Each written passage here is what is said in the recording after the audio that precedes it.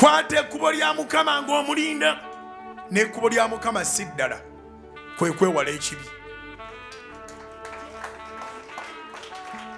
Eyeewaanawaana nga bwe yakuloga, eyeewaanawaana nga bwe yakukomya,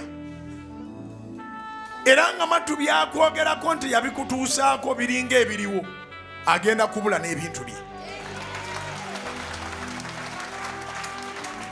Agenda kubula wamu n'ebintu bye.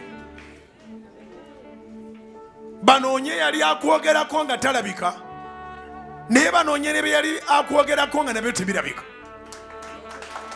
Banoonye eyali agamba wasiraana nga talabika, naye nga n'ebisiraani tokyabirina.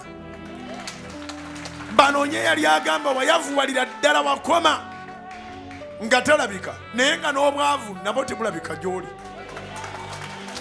Kubira Mukama engalo ez'amaanyi olw'amaanyi gagabyolawo.